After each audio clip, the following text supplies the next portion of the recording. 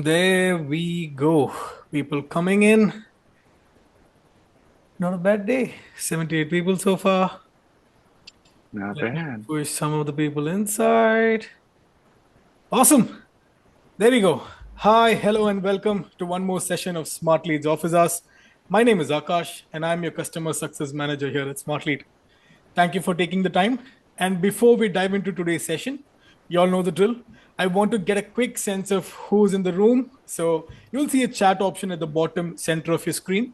Go ahead, click on it, and drop a comment with where you're tuning in from, what's the temperature like in your city, and whether you're joining us as an agency, a SaaS company, or a freelancer. We'd love to know. Awesome. Austin, 82. Chats coming in already. South Africa, 22. Startup SaaS. Awesome. Welcome, Fritz. Coimbatore, 24. Maggie, Minnesota, Germany. Wow. Love. I always love seeing these responses coming in. It's always so cool to see where everyone is tuning in from. We've got people from all over as usual, huh? Perfect. Keep it coming. I'm sure the temperature is just as varied as the backgrounds here today. Whether you're in the midst of a sunny afternoon or bundled up in a chilly spot, I promise today's session is going to warm up things for you, right? And I'll give it another minute for you all to drop it. But before that, a quick round of intro about Tom today. On today's session, Tom's going to cover how to scale without sounding like a robot. That's the theme of today's session. And the reason, you all know, most cold emailing scenarios, cold email at scale often means losing the personal touch, because that's why you see people saying personalize your emails more, you're seeing bad deliverability, your copies are bad, etc. But it doesn't actually have to be that way. In this session, Tom shows us his hero framework. Hero: hook, empathy, relevance, and offer, blends personalization with automation to create more genuine conversations and land in more meetings. Tom, a quick round of introduction about you from my end, sir. Tom is the founder of SD Lab. He comes with a massive 18-year experience, right? So you know this thing more than all of us. So over to you, sir. A quick round of introduction, and the floor is yours. I appreciate it.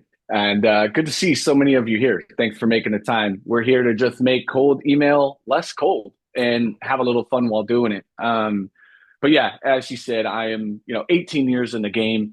I've made over 600,000 cold calls. I've sent over a million plus cold emails.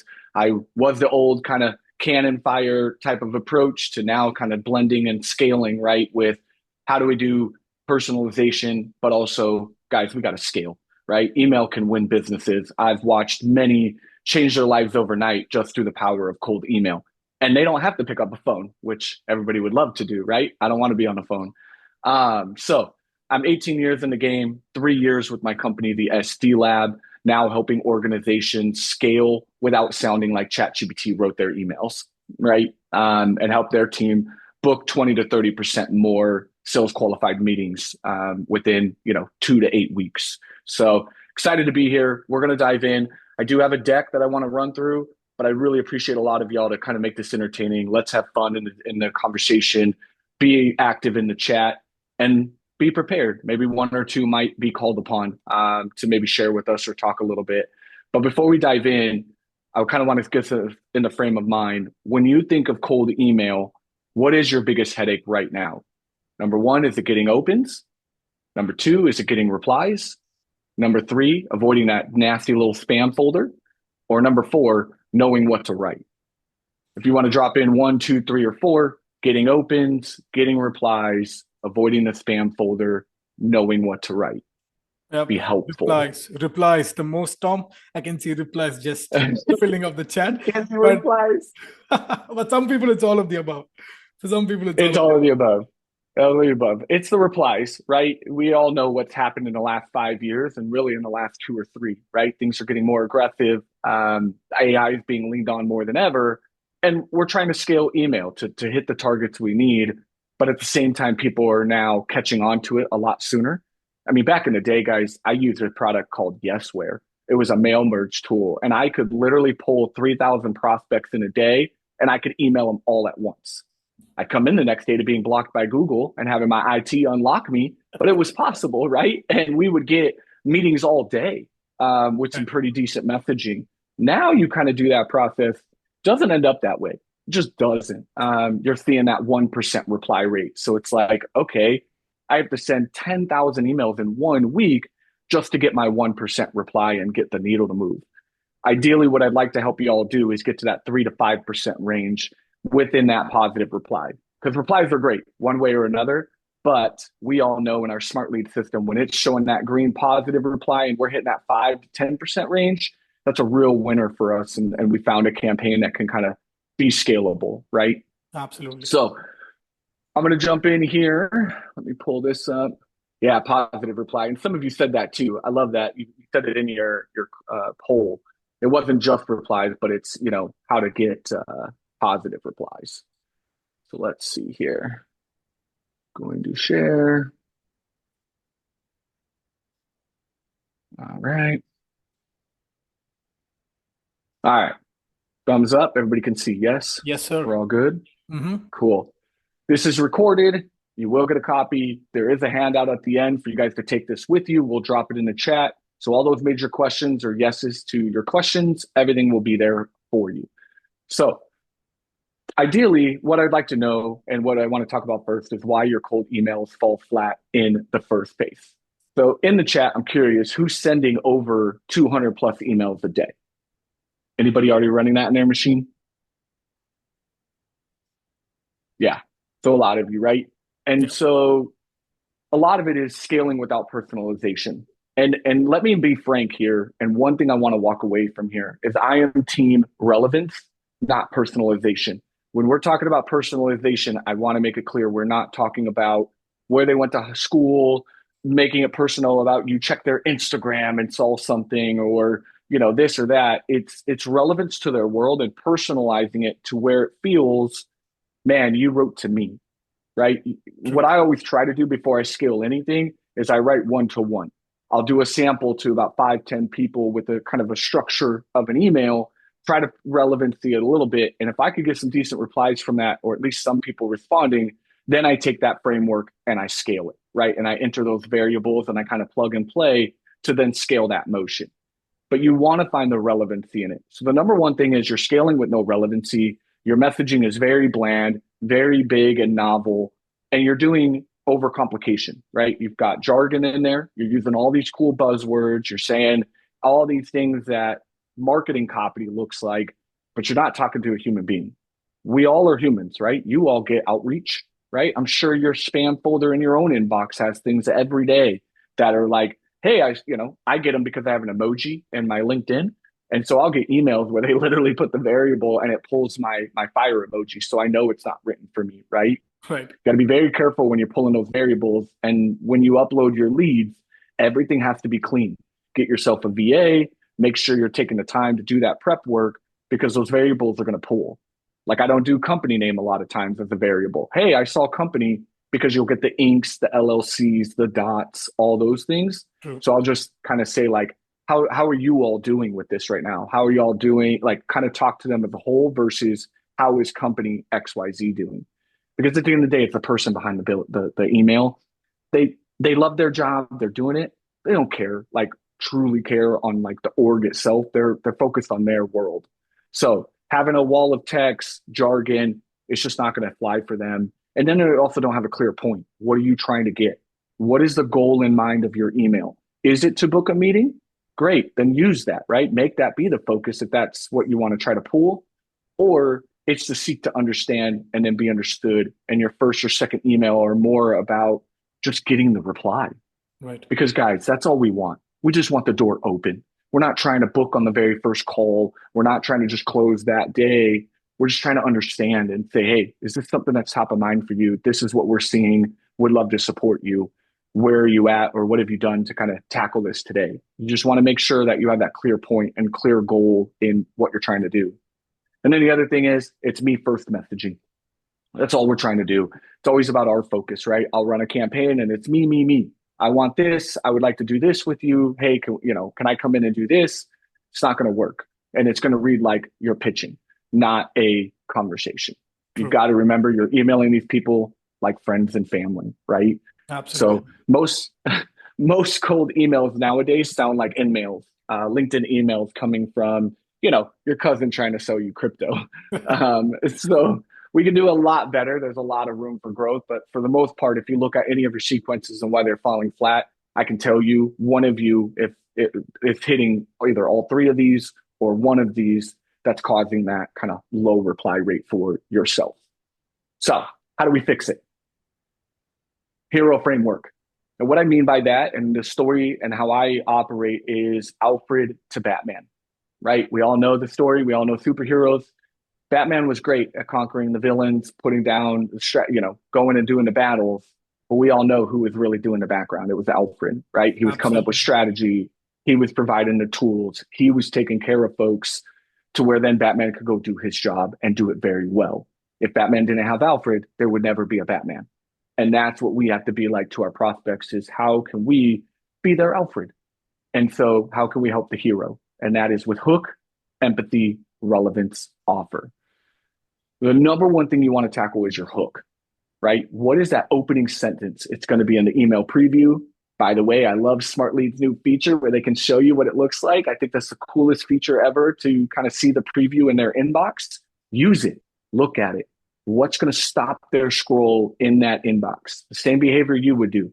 Test it. Send it to other peers. Send it to other folks in that industry that you're friends with and just see if they'll actually stop the scroll and open that email, right? But that hook's got to be super strong. Number two, got to lead with empathy. You've got to show you get their world. You guys have great products, great services. You built them with a purpose. You have an offer that makes sense, but explain how you get their world and where that offer came from. That's why founders win a lot in the beginning, because when they're in discovery calls, when they're reaching out, talking to their network, they're telling their story.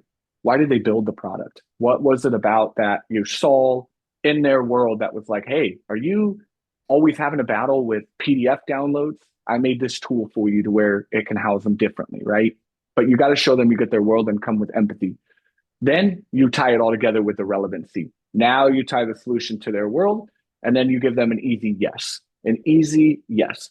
Because at the end of the day, again, they're in an elevator, they're in an Uber ride, they're checking at dinner, they're just scrolling their emails. And if they open an email to large text and then they get to down to the bottom and they just scroll past it all, and your CTA has like 3 questions in it or multiple asks, or it's a burden on them to now stop and have to respond, you've already lost your shot. It should be as simple as like, yes, Tom, send that over to me. Yes, Tom, can we get some time on the calendar next week? Just let them make it very easy so they can hit that reply, type it on their mobile. They don't need to go find information. They don't need to stop and go ask somebody something. It's digestible and quick, and they can have an easy yes, or it's a simple, easy no. No, Tom, I'm good right now. Thank you. Again, you arm them with the tools to win, and they are the focus of your messaging. Has nothing to do with you. So that's just one way to look at it. That's kind of the hero framework in that, and something you can use. What I'd love for you guys to do is drop in the chat the worst subject line you've ever sent or received, because we can roast a couple before we fix them. But when you look at subject lines, I'd like to also look at like, what's the worst one you've ever gotten? Anybody got some that they seen and were just like, what are we doing?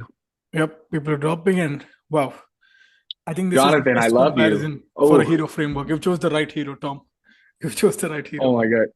It does show the right hero, right? I think Yeah, Batman's the ultimate man. He shows us that without superpowers, you could still make a difference. You know what I yeah. mean? I feel you. You could Why do still we have an fall, sir? impact. Why do we fall, Yeah. sir? We've I want to help your business like their most repetitive. Quick question. That one, quick question, thoughts.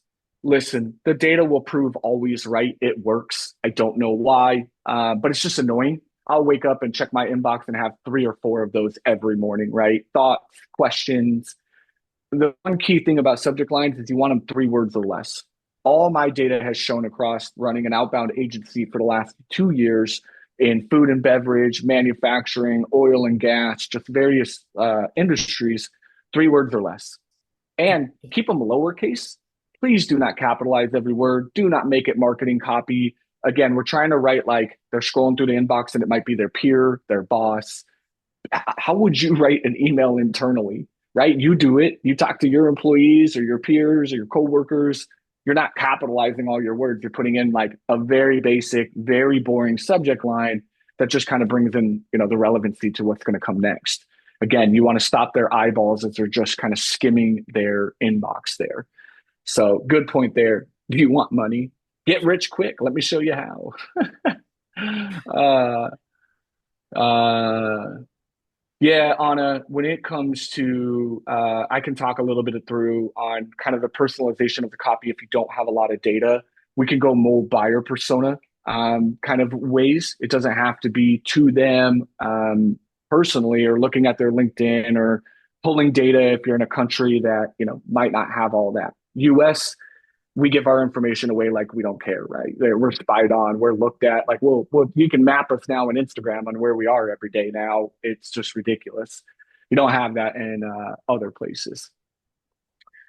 So this is kind of the framework behind the hero email. This is the backbone for you to kind of engage your prospect in topics that are relevant to them. I do everything by 3x3 research. And I'll break that down a little bit more, but it's finding 3 pieces of key information about these prospects in under 3 minutes. Do not get prospecting paralysis. You can use Clay, pull a lot of variables. Eric Nowalski, Jordan Crawford, some of these guys are pulling some incredible variables. And it's all based on how you upload the data into Smartlead, right?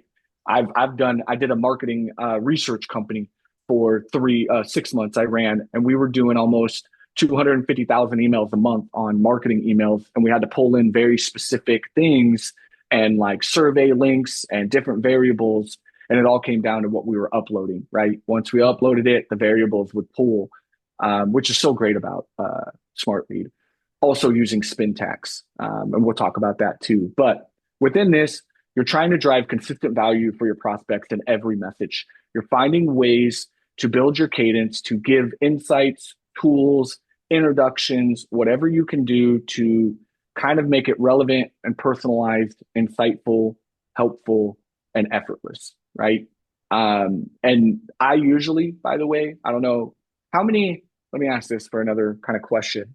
In your sequences right now, when you're running these 200 emails plus a day and whatnot, how many touch points in email are you all running right now?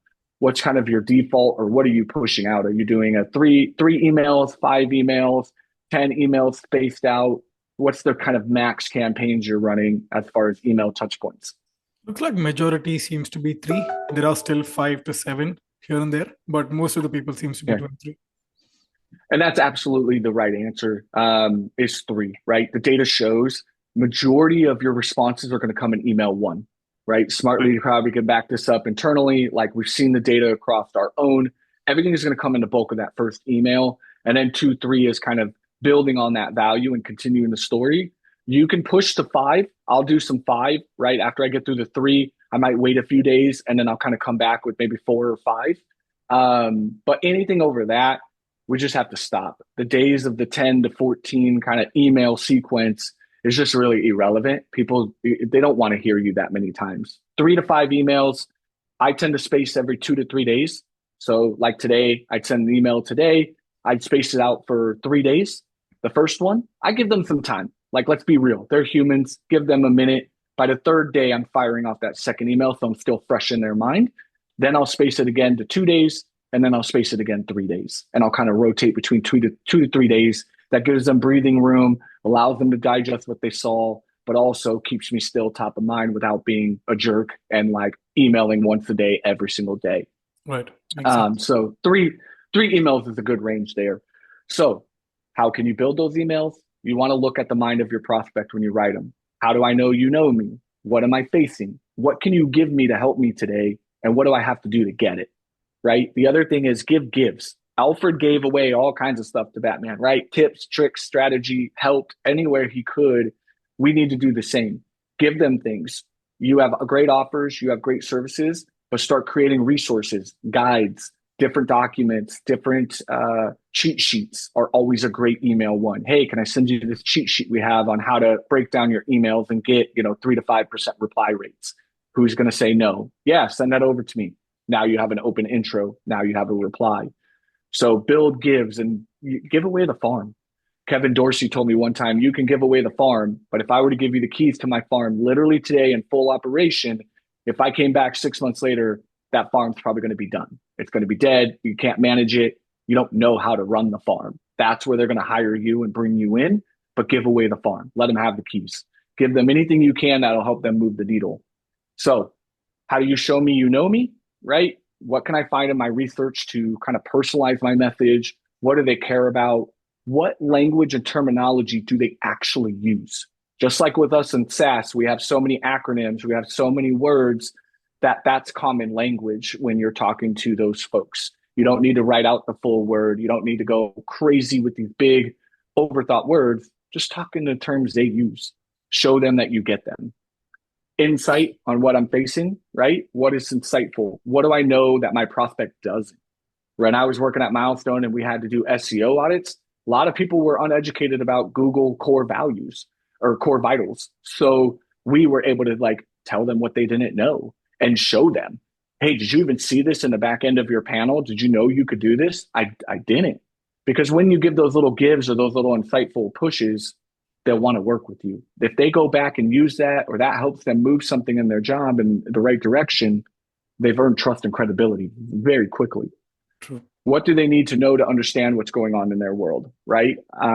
Help them again. What do they need to know? Hey, did you see Apple just dropped, the new blockers on cold calls? How's your team attacking that right now? That's what's been working for me right now because it's a hot topic. They need to understand what's going on in their world. And then the follow-up email is, I made a guide about it. Let me send that to you. And then maybe that'll help you guys kind of pick up your call rates. And what are others feeling in the position? Another thing is through all your emails, through all your interactions, you are getting real data, real conversations. And what are they really at Tuesday, 3 p.m. at night? Like, what are they really staying up and thinking about, right? Understand them. And then take that with you into your outreach and say, I was just talking to John over at XYZ. And for them right now, this is what's top of mind. Would you agree? Is that something you guys are seeing on your front too?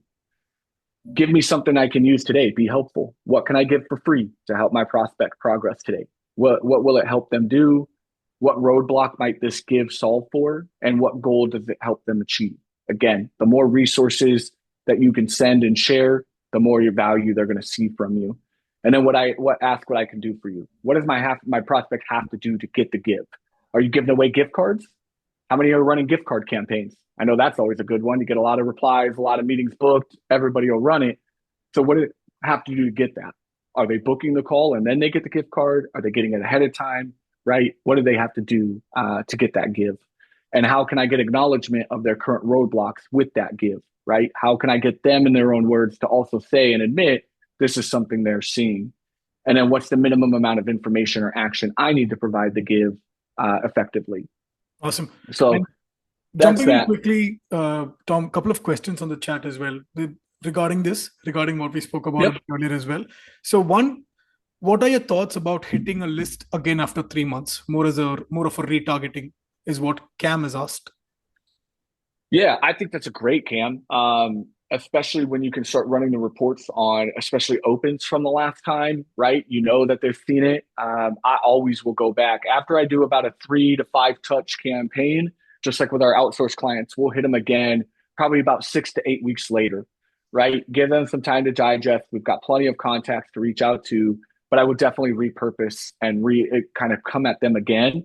And a lot of times, my first message will be, "I created something for you." So what I'll find in the data from that original campaign, if I did get some meetings sourced, if I was able to have some conversations, get some replies, I take that data and now I flip it into my follow-up. So 6 to 8 weeks later, I'm reaching back out and I'm like, hey, over the last few weeks, we've been talking to a lot more folks. And what we were able to discover is they really needed help moving this needle, made a guide for you. You mind if I send that your way?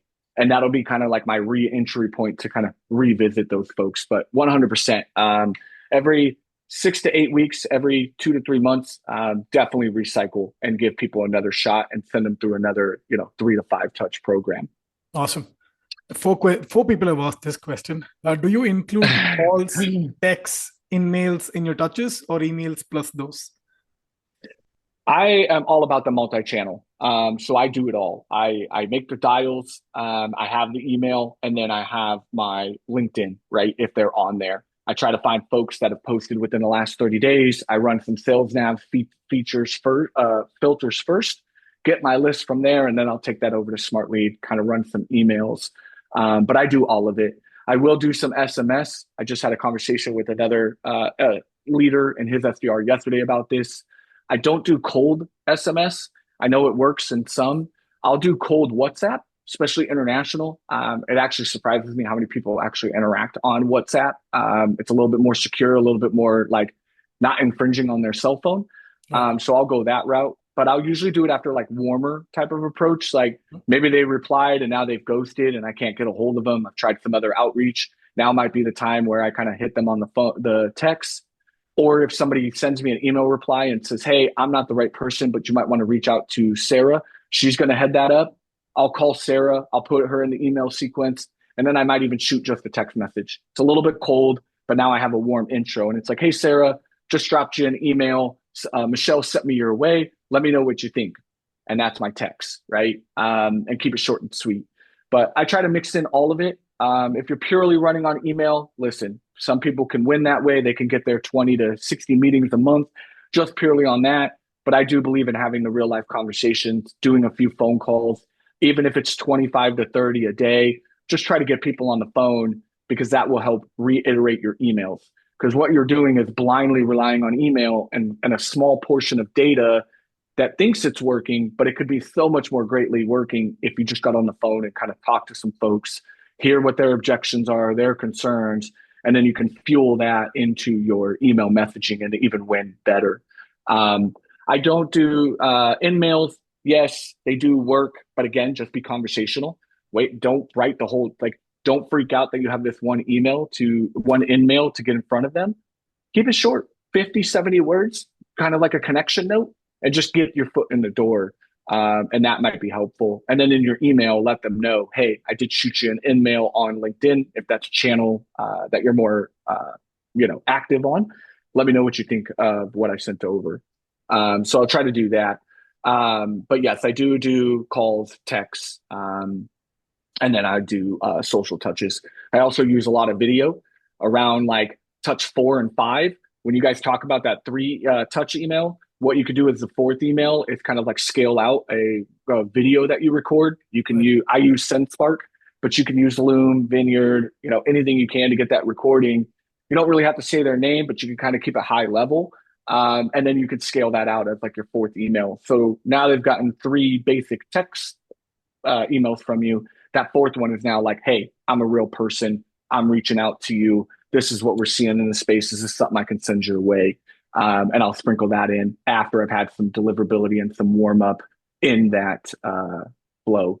And then if you find a way to customize those videos, you can then again in your CSV upload, build those 20 to 30 people, throw in each of their individual video links, and then bring that variable into SendSpark. And then you can kind of scale that motion using those videos, or just record one kind of general one or like a case study video. Hey, just wanted to drop in your inbox this morning, share a quick update on a customer that we just completed with. This is kind of the results they saw. If this is something you're facing, would love to kind of take it through your emotion and see how we can adopt some of the things they've seen win into your flow. Book time with me right below. And then you could just kind of send that out at a little bit of a scale. Awesome. Thanks for taking it in depth. Is 3 days better than something like 10 or 12 days, right? What Alex said. And Alex, I guess you're assuming like spacing out that longer. Like, let's say I send email 1 today and I wait maybe 10 to 12 days. Honestly, that's going to hurt you more than you're going to find wins because you're restarting the process in every email, right? There's no momentum. I'm going to be real with you. If you email me today and then hit me again in 10 days, I probably wouldn't remember, right? Or even kind of think about it. But if you hit me, 3 to 4 days, 2 to 4 days later, it's still fresh in mind and I'm a little bit more eager to respond. So I wouldn't go more than like 4 or 5 days. When you're getting into that 10 to 12, that can be more on what I've done is I've set up like a nurture campaign sequence in Smart Lead. And once everybody kind of goes through my initial 3 to 5, I'll give them about 2 weeks, set a trigger to then drop them into my nurture. And that then, yes, is like an email like every 7 to 8 days, maybe every 10 days. But that's more of like updates, hey, check out my newsletter. Hey, here's some things I can give you. And it's more of just nurturing them. I'm not asking or selling them anything at that point. It's just value drops. If they respond, great. If they don't, I'm still kind of top of mind, just spaced out a little bit more over time. Cool. So we'll Awesome. save some more for the end there. Yep. And cool, Alex. Glad that addressed that for you. Open rates. Yeah, Antone. Good open rates, 60%, right? Open rates. But can I call the elephant in the room? Yes, Who's please. tracking open rates? Who's That's what I tracking want. open rates? I wanted you to call that out. Thank you for that, Tom. I'm not being Antoine. Antoine, there is a reason to check your open rates. Don't get me wrong. I was not doing that in any bad negative energy. You do kind of want to test it here and there just to make sure things are hitting that deliverability. You're getting a sense of what's happening. But I'll be real honest with you guys. Turn all that stuff off. I wish Smartly just did it automatically, but I know they have to have it. But like turn off, send to every email, plain HTML. Make sure you've got your variables all locked in. You're doing the ESP matching and you're taking out the open rate and the click-through rate. Like, who cares? Who cares if they open the email? That doesn't do too much for me. Sure, might be retargeting later, or I can make a call list of people. But even then, number one, you can't pick up the phone and be like, hey, John, I saw you open my email just 5 minutes ago. What's going on?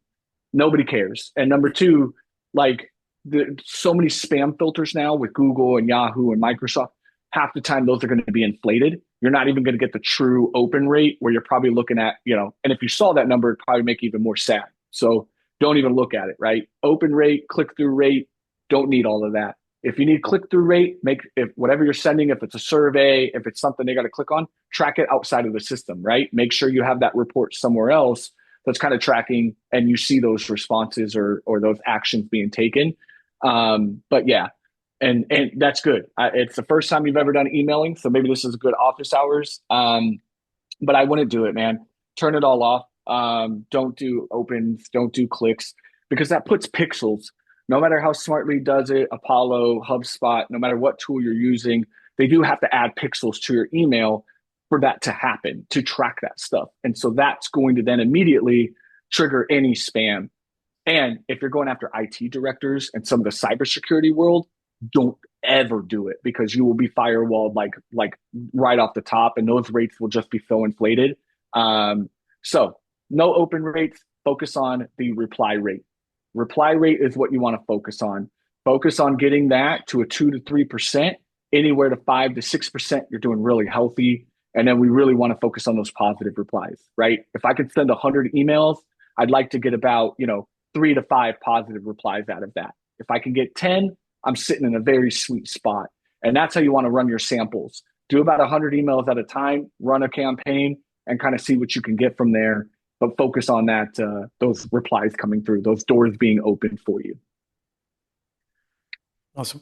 And Patrick, yeah, why wait until message 4 for video? I've just seen in my own data and the markets that I've reached out to, again, if I embed that video in the email at the very beginning, it does risk spam, right? It still will get triggered and go to their spam folder. Seen it time and time again. I've done follow-ups and people are like, I didn't get the video. It's never been opened and it's sitting in their spam folder. Why I wait till about the 4th or 5th is I've been cleared by their provider, right? I've sent 1, 2, and 3. They were all plain text HTML. I didn't have links in them. I kept them very, very basic. And I was just hoping to open the door with them on a reply. That by the 4th email, it's a little bit safer now, where I can now bring in the links. I can now directly ask to book a call on my calendar. I can send that video in there and have a higher chance of it getting into that primary folder versus, doing it on the first or second touch and risking putting a lot of work in there and getting 50, half of them to go to spam because their filters blocked it. 100%. Yeah. So unsubscribe links, we'll talk about at the end here. Let me get through this with you. We've got some good questions. Here's the framework on kind of the hero email build. The first block is your hook. I saw your. don't do like I saw, your LinkedIn post or kind of doing, I seen you commented on so-and-so's post. That's probably the worst one to be running right now is when you're like scraping LinkedIn and then you find that these people comment on other people's posts. It's just bad etiquette, bad behavior. It also ruins the platform because people don't want to comment anymore in public because they're scared that they're going to get put into a sequence and start getting all this messaging. But the initial block in that hook is show me you know me, right? Get in there, get it all about them. This opening line is not about you. You're not have eyes in the statements. It's you saw something, or it could even be, hey John, the reason I'm reaching out is. That's my favorite one to open up with because it immediately addresses what I'm trying to go after. Then I can tie in, hey, many times I've heard that sales leaders are fighting through email deliverability right now, burning hundreds of domains, burning thousands of credits, and getting poor reply rates. Now I show them insight on, I know your world and I know the truth about it. I know what you're actually facing. I'm not making it up. It's not an assumption in the conversations I'm having. I know this is something that's top of mind for you right now. I'd love to show you what that give is that can you can use to gain without roadblock. So it's give me something I can use today. And then I'm always about permission-based openers in email. I am not on cold calls. I think if they answer the phone, that is permission. You have 15 seconds to get them engaged. That hook is going to mean everything. If you're saying, hey, did I catch you at a bad time? Is now a good time? You're already in a pickle. So get to it. But when it comes to email, I'm always about, I want the reply, right? That's what I'm aiming for. So may I ask if I send that your way? I do not just drop the PDF on them. I do not just send them a case study. I always ask, hey, can I send that your way? And so how that looks all together, hey, saw your recent update on LinkedIn about enhancing customer service operations at Huda Booty.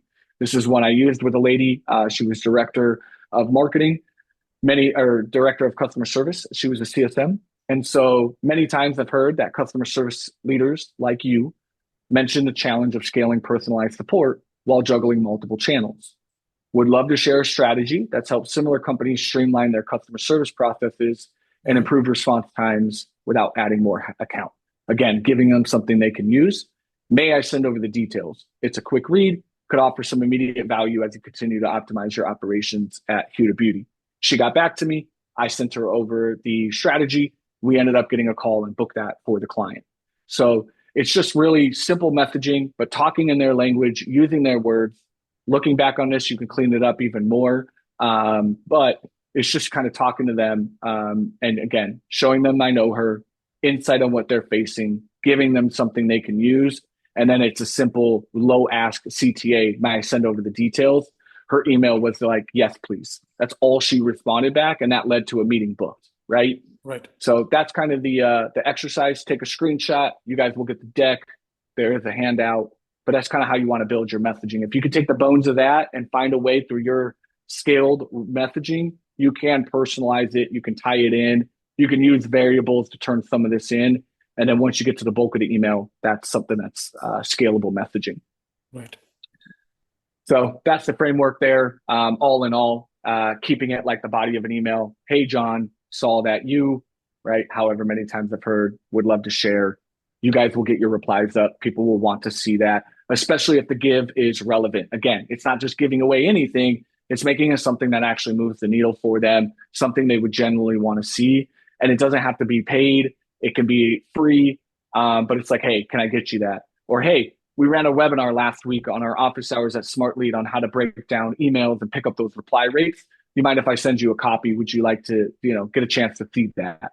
Sure, send that my way. They'll watch it. You can follow up in a few days and see what their thoughts were. Understood. So from generic to genuine, right? You don't want the generic emails. Bad example. Hi, Sarah. I wanted to share a platform with you because it can help with productivity. Who cares? That, woo, use big words, productivity. What does that even mean? Hey, so after with the hero rewrite and kind of thinking in a different direction, it's like, hey, Sarah, saw your team just expanded into APAC. Many leaders tell me that managing new time zones can slow response times. I have a quick guide we used with Acme Inc. to cut resolution time by 22% without extra headcount. Want me to send it? That's your email. 50, 70 words. You send that 100 times, you're going to get a few people that, if that's something they're experiencing and dealing with, right? You know that when they're expanding into markets, response times in new time zones can get challenging. Now you have a guide to help them do that real quick and save them 8 weeks of pain and lost customers. And they'll want to pick that up from you. And Tom, just a question, Um, since we're talking about copies, right? So, from your experience, have you seen the size of the copy matter much when it comes to getting responses? And if yes, how much does it matter? yeah, so 100 words or less. If I go over 100 words, I don't get good responses and replies. It's too long of a novel. It's True. too much. It has to be skimmable. It has to be mobile preview. What I try to do is I send the email to myself before I even launch the campaign. Again, I look at Smartlead's preview in that first line, but I also send a test email. I'll go grab a drink of water. I'll wait for it to hit the inbox, and I'll kind of interact as if I'm that prospect. And I'll just look at how it looks on my mobile. And if I can do it within pretty much one scroll, if less, then it's a good email, right? They'll open Right. it, they see the whole message, and it's, again, low burden, low ask. I would say 50 to 70 words is pretty solid. But if you're under 100, you can tend to get better replies and more conversation. Because again, guys, you don't have to unload all of your offer in the first email. Everybody's so scared, so desperate. We're not talking about a slow drip here and taking 8 weeks to book a meeting, but give it a few days. Let the first email just breathe, right? Be very quick and to the point. And then email 2 and 3, you can kind of divvy it up and start telling the story and taking them through a journey through your touch points. But it doesn't have to be this full novel of, oh my God, I got to tell them everything. I got to tell them how we can do this, our pricing, we can do this, we can do that. This is how we compare to them. Here's somebody we worked with. Bite that stuff up into 50, 70 word emails and tell a story over 3, 4 emails. You'll get higher replies. Understood. Um, and so, yeah, personalization at scale. What I try to do is 3 by 3 research. So again, when I upload the data through my CSV, I try to go through and find all the prospects, try to do about one personal insight, one company update, and one industry trend. I'll throw those in the columns. I'll put that info in there, or I'll have my VA go through and work through those leads, kind of finding those pieces. Again, 3 minutes or less. It doesn't have to be overcomplicated, but then I'll throw those in columns that then as I feed into Smartlead and I start building out my variables, those things can come in. Then again, I use AI to kind of draft using those hero prompts. I'll share that with you here in a moment too. And then I do the variables, insert company, pain point, recent event at scale. Right now, I can pull those variables. So to your question, Daniel, right, when it's built for 500 emails, when they're all different companies, it's not about sending one email at a time. It's finding the success formula on a sample size and then scaling out that sample, right? And it's through Right. your variables. When you actually look at some of the greats in email, when they're using Smartlead, and I'm sure he could show you, they don't actually, there's no words in their email. It's all variables. When I look at some, and I even have some myself, like there's no words. And like, even when I send it over to clients and I'm like, hey, we're going to run this campaign for you, they're like, well, what does it actually say? And I have to show them what it will look like at the end result because it's just all variables, right? It's all plugging data in, capturing things you need to capture. And at the same time, to your point, Daniel, it can be even relevancy. This isn't personalization at scale. This is more relevancy at scale. Just tie in things that you know of, whole variables, different lines that you've used, different case studies. You can throw that in on your CSV and put that case study line in and then use that as your variable. So when the email is written, that piece will come in.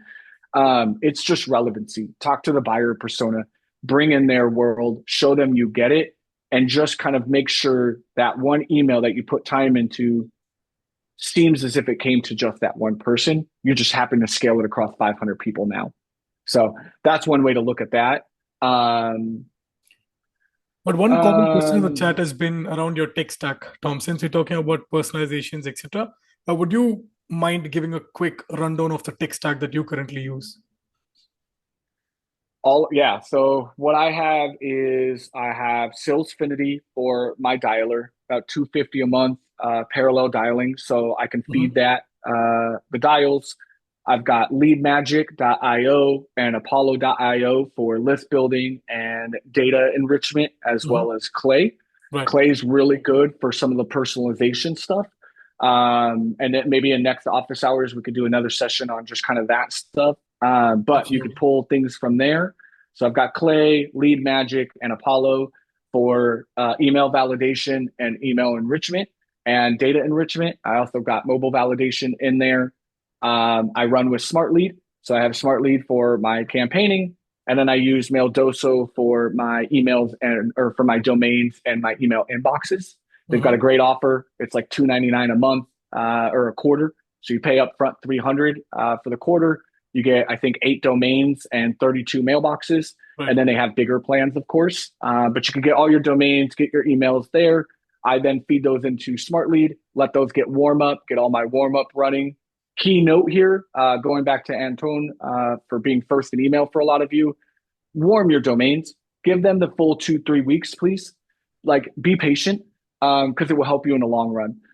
If you launch on day one or you go by and immediately upload, there you just wasted hundreds of dollars in time because they'll be burned in a matter of a few days. So usually I wait 2 to 3 weeks. What I'll do is wait 2 full weeks, and then I'll do like a sample of like 5 to 10 emails for the 3rd week. And then by the 4th week, I'm ready to use those mailboxes and actually fully launch the sequences at scale. So that's kind of my tech stack. And then I have other things. I have Surf that lets me surf with my CRM on LinkedIn. I also do Lemlist for a little few things. They do some LinkedIn automation and like connection notes, different things there. So I use Lemlist in support of Smartlead. But that's kind of the tech stack we bring our clients for outsourced lead gen. That comes all included if we run it for them. But that's also what we're running internally for our operation as well. Awesome. Thank you for that, Tom. Yep. I know we got 10 minutes. So just some bad emails of just kind of like what that would look like. Probably a lot of stuff that you guys might have sent once before. You've got the generic. Some of you guys said the subject line, I want your money, grow your business faster. What the hell does that mean? Grow your business faster. I don't even know. Like, that's just an immediate delete. And then it immediately opens up with, we help companies and improve efficiency and productivity. Our AI powered platform offers innovative solutions for your needs. Would you like to book a quick demo next week? What are we doing? Right? What do you mean by efficiency? What do you mean by productivity? Is that even something in my world right now that you even think I need? Right? Like, you're just using big words. Innovative solutions. What innovative solutions? And then you're immediately saying, let's book a demo. Over personalized stuff, you're getting down the rabbit hole. I loved your hiking photo. Saw you on LinkedIn. Love hiking. I'm also into hiking. Anyway, I wanted to share how our software can help your business. Let me know if you want to learn more. If you're going to go with the personalization stuff and you're going to pull some of that stuff in, just make sure it ties into the email. If you're going to say that I love surfing, then the surfing needs to be the tie-in to the overall to your solution. Just like surfing, you're crashing the waves. This is what we do with our platform, right? It's going to tie into it, not just, hey, saw you love hiking. I'm into hiking too. Anyway, can we get a meeting on the books? It's not going to work. Jargon heavy feature dumps, another bad email that comes in the inbox every day. Hey, Tom, our cloud-based AI enabled platform leverages machine learning. It's just too much. It's all jargon, too big of words. Those are kind of the 3 bad emails that I have thousands of in my inbox that we could go through live, but this is kind of how they're summed up. Is this is just the nonsense that's not going to move the needle and generate you those, kind of 1% reply rates. So what I have here is the handout just for you guys. So you'll all see this. You'll get it downloaded. We could drop it in the chat. There's a bonus prompt for you on if you are going to use AI to kind of scale, how you can kind of tie that in and use that to then scale that message.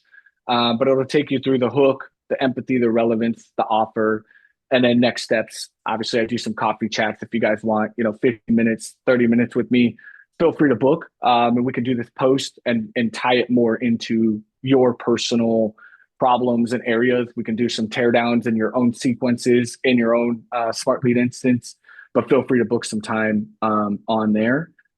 Also, you can use Spintax. I know I mentioned it earlier, and I'll wrap there. Are any of you familiar with Spintax? Is anybody using that in their messaging now? Just curious if anybody, yeah, good. If you're not, definitely use it. What Spintax does is it creates variables as well. Like if you're going to do a bullet list, like bullet points, you can actually use spin tags to rotate those 3 bullet points in every email you send. If you want to, instead of A/B testing subject lines, you can actually just put in a spin text in the subject line of 3 different subject lines you want to test. And then that will auto rotate and randomize the message every send. It's a huge lift in email deliverability because, again, if you're going to send 200 emails in a day, 200 plus, and they all look the same and your reply rate is 1%, Google and Microsoft are going to kick your butt. They're going to shut you down very quick because that's just spam. That's labeled to them as just a mass message, got no return. You're not talking to these people. Where with Spintax, it'll randomize the language and the variables to then it looks like each email was almost handwritten or taken some time. Also, make sure your delay is set up in Smartlead between message sends, right? Make sure it's spaced out every 5 to 7 minutes so it looks human. And then set your mailboxes around 25 emails a day. That's what I do. You want to stick around 25 a day. That's why you see a lot of people get multiple inboxes. Do about 25 a day. After you have a few weeks of warm up, you start seeing those replies. You can eventually get to that 35 to 50 window on a kind of a tiered setup and over time. But ideally, you want to keep those mailboxes at about 25. But that's it. I know we got about 5-6 minutes left. So this is your office hours. So if anybody, wants to step in, ask a live question, or if you want to go through some of the questions, we can do that as well. Awesome. Great content, dude. Absolutely, Adam. This was super insightful, Tom. More than the more robotic way of structures, this was very practical, real-time examples, and you gave us what's winning. Thank you so much for that. And the floor is now open for questions, one-on-one directly with Tom. All you have to do is you'll see a React icon at the center bottom of your screen. Click on that, raise your hand, turn on your video. I'll spotlight you and shoot your question directly to Tom. And I'm going to drop in the chat right now the document. You guys will get the PDF and all of that, but here is the direct link to get that email checklist and kind of go through that. Just a high level, and then my calendar link is at the bottom where you guys can connect with me on LinkedIn, and happy to chop it up and get real more into the weeds on a lot of this. Awesome. There we go. Cam, go for your questions, sir. Cool. Tom, really appreciate it. That was a really great insights to all this kind of stuff. I help speakers get on stages. And so I've got like a variety of clients who I try to pitch into corporate to go do like corporate training or stuff like that. The thing is, it's very varied, right? Like, there's lots of different variables. One speaker might speak on DEI, the next one might speak on leadership training or, something else. I have a hard time getting responses from corporate. It's actually kind of easier to go into like the smaller people. Like if I go into like coaches or something like that, I get a very easy response because they're the founder, the owner, the marketing person, all that stuff. But when you try to reach out to like the director of innovation or something like that, I just don't get any responses. So got any tips for me? Yeah. With those, it also could be just picking up the phone, right? The easiest win is sometimes it might not be email because when you, like you said, with the smaller orgs, their email inbox isn't so bad, right? They will get to it. They can kind of be reached. When you get into the higher orgs, when you get into Series C, Series D, I mean, they don't even look at their email anymore. They just really don't because you're not the only one reaching out to them. Direct mail can be really good in that scenario, or a video would break it up for them, right? What I would do is run a retargeting campaign to all those you have reached out to and now shoot a video, right? Get a video in front of them and say, hey, my name's Cam. Listen, the reason I'm reaching out to you is I know how hard it is, to really find the right speakers for your organization that align with how you think. Also, maybe you're looking at the DE&I, you don't have a diverse portfolio of speakers. What I do in my business is I have a list of speakers that fit. And right now I have 3 to 5 that are looking for an opportunity that align with your organization. What is your agenda for this year? And what are you looking for when you look for speakers? And just start to seek to understand. And instead of pitching them on it, start your first email with seeking to understand, because they're hard nut to crack. Maybe after speaking to a few of them, you're kind of learning why they're not interested or why they were. Use that in your first email and say, hey, I do corporate training and speaking. I have a list of great speakers. But before I get into that, is that something that's on your radar at all this year as you start looking at 2026? Or do you already have a current roster that's pretty good to go? They're going to email you right back rather quickly. Hey, yes, can you send me that? Or what you can do is then send them, hey, I've got speakers that are looking for opportunities in 2026. here's a guide on our top 10 that are doing really well right now. And then it's like a little bio or something. And it's like, may I send that your way for when you are looking for speakers? We can maybe set up something when the time comes. And then you give them a give and you give them access, or you tell them you're almost like a Jerry Maguire like agency, right? Where you're like, I got the talent. I've got some incredible people. You have a problem. I looked at your last 5 events. They were all white males, or they were all this or that. I have a list of some folks that are looking for some opportunities. Mind if I send that over to you and see what we could look at for 2026? Awesome. Awesome. Great insights here. The second bit, because usually what I do is I email on behalf of the speakers, and I'm thinking of changing it around to be more playing like matchmaker, be the gatekeeper, and then playing that matchmaker from both sides. So that's great. That's great. Where do you buy your inboxes from again? Sorry, you said it quickly. I didn't catch it. Maildoso. Maildoso. Okay, Maildoso. Yep. Not Yep. MALE, right? MAIL? Nope. No, I'm messing with you guys. That's a crack in a joke. Okay. Look at you, Cam. Too early for me. I'm trying. Okay. All right. Awesome. I dropped it in the chat. It's getmaildoso.com. They do warm up. They do everything for you, and they can set you up. And it's a good deal. And then everything will plug in. You can literally export and plug right into Smartlead and get the warm up going quickly. Awesome. Thanks, Cam. Next up is Adam. There you go, sir. Can you unmute yourself? Perfect. Yo, yeah, great content, Tom. So 2 quick questions for you there. One is regarding the unsubscribe link. So I hate it when I get an email and it's like, hey, I opt out. So what are your thoughts on how to handle that? And secondly, product versus services. I'm working on a tech startup at the moment. I also own a recruitment business. I think the messaging for the services recruitment business and messaging for the product would be different. Just want to highlight maybe a couple of differences or approaches on how you would tackle both of those. Yeah,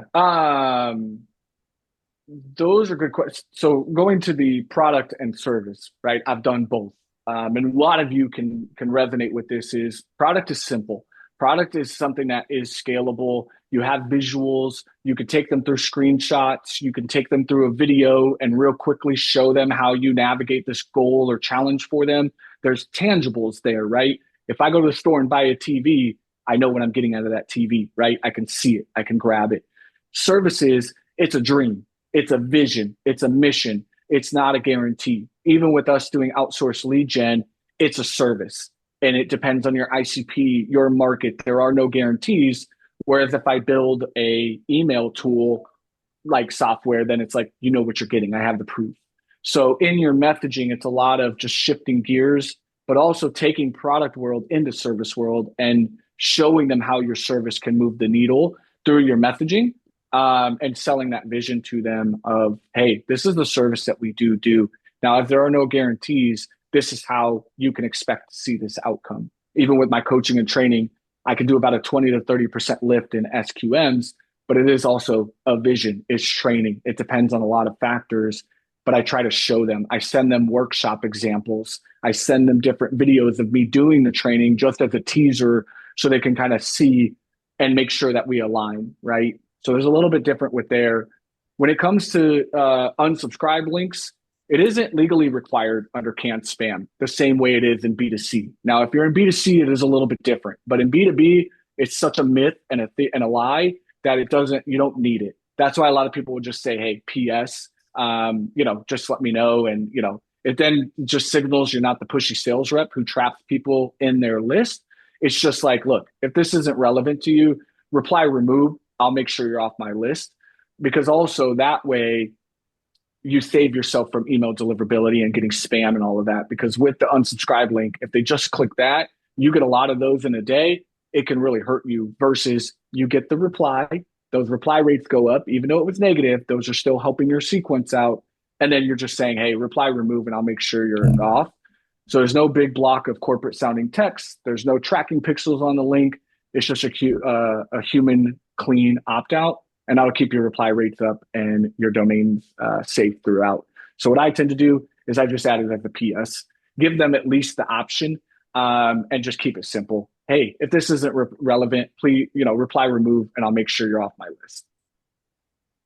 Awesome, dude. Thanks so much. Yeah, good shot. Take care. Awesome. Appreciate it. To Adam. Any more questions? If yes, please raise your hand and I'll spotlight you. jumping on the comments to see if there's any. Yeah, maybe Devesh, if we can share the hero framework deck on the chat. I think people are leaving, so I think they better leave with the takeaway.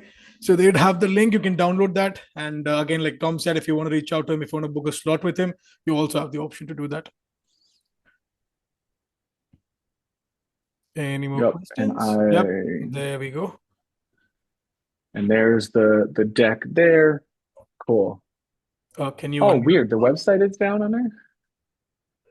It pulled up on my end. That's so weird. I'm looking at it on my screen. That's so weird. You love when you try to recommend a company and then they fail. This is what you should be looking for. It's getmeldoso.com. It should pull up.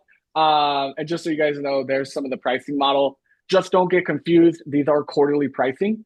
But I also know, and just being truly transparent with everybody, I haven't bought my mailboxes from Smartlead yet. So I don't have an answer for that question. I'll be real. I use the platform. I'm a partner. I love them to death. I just came in with my mailboxes that I was using prior. My next cycle is I'm definitely going to be buying some smart leads as well. And I'd like to test, but I couldn't get that direct answer. But for me right now, I've been with Meldoso for almost 10 months. So October of last year.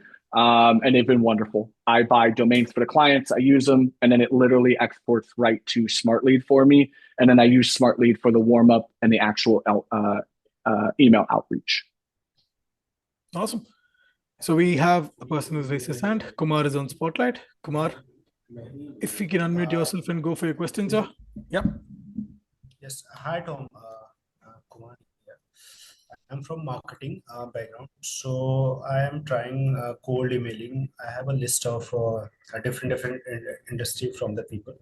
So I'm trying, but I'm not getting result any reward from. So last 2 weeks I'm trying to get a reward, but I'm not getting any result. So I think Tom, saving some time for you because it's a vast topic, right, Kumar? There's copies involved. There's your email accounts, the leads you're reaching out to, how you're doing your copies. So all of these aspects come into deliverability or getting replies. So I think maybe we'll need to have more time to kind of look at your setup, see what's there, see what's wrong, and see what we can change in order to kind of fix it for you. But Tom, anything that you would want to add? No, reach out to me, please. Add me on LinkedIn. We'll talk about it. We could book some time. To his point, we just got to dig in. It's not a very specific question as to what we could help you in. It's just we'd have to look at stuff, kind of look at the copy, the ICP, where you're going.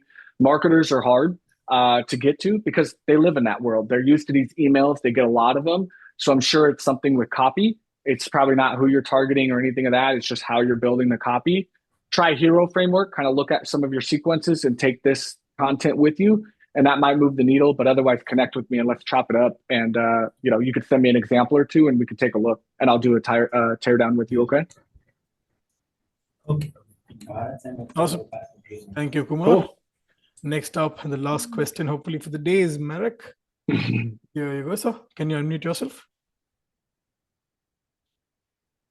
Awesome. We can't hear you, Marek. We can't hear you, Mark. Yeah, but we can't hear you though.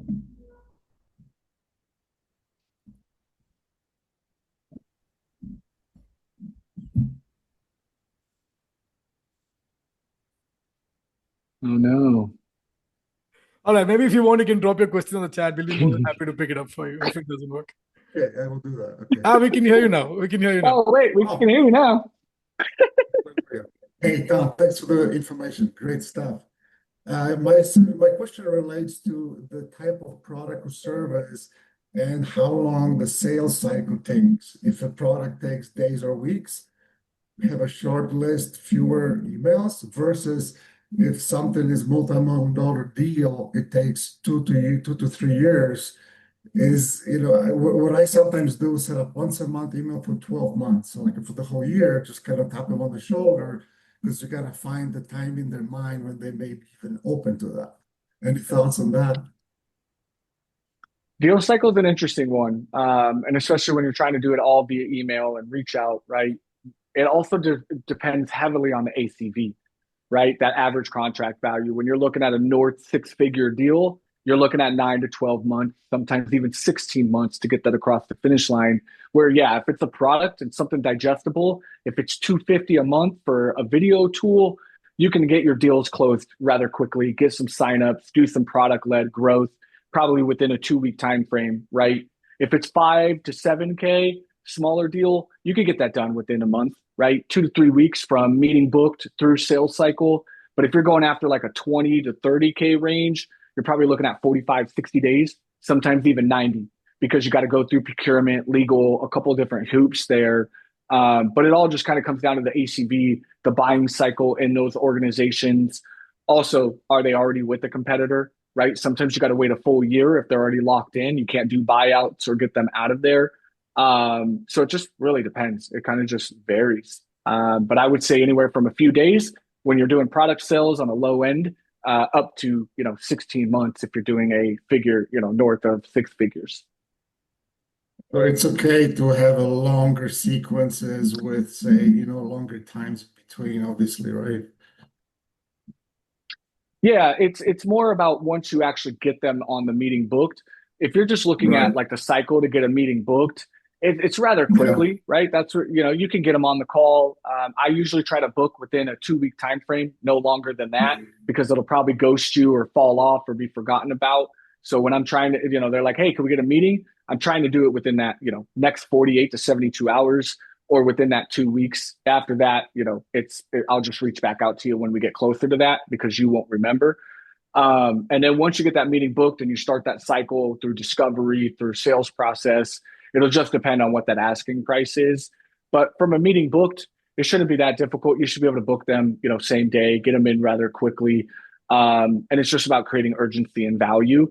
And again, everybody's asking for 30 minutes of their time. Everybody's asking for a meeting booked.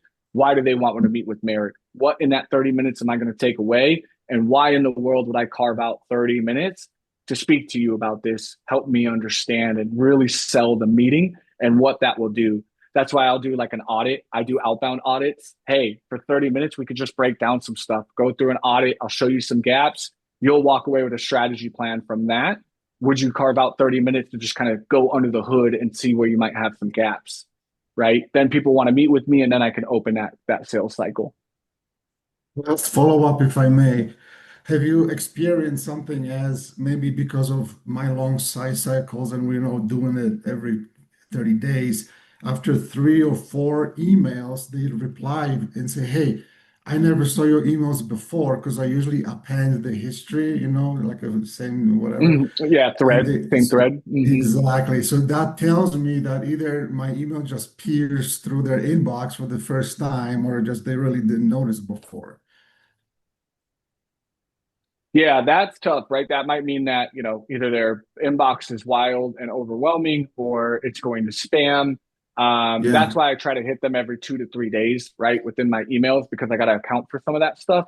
That maybe the first email got, pushed on whatever reason, but the second one got through. I tend to try to keep a reply thread. I know we didn't talk about that, but like, that's another good topic to do in an office hours one day is do you do each individual email or do you, reply thread? What I try to do is about 3 emails per thread. So my first 3 emails will all stay together and then 4th and 5th will kind of go into their own thread and kind of separate, just so that if it is getting boggled up in that thread, I can move on. And that's kind of how I'll approach that. Great idea. Hey, thanks so much. Appreciate it. Awesome. Absolutely. Great talking with you. Thank you. Thank you, Merrick. So I think we might have the last question for the day, Tom. Jonathan has dropped it on the chat that he has a question, Yes. but he's not raised his hand yet.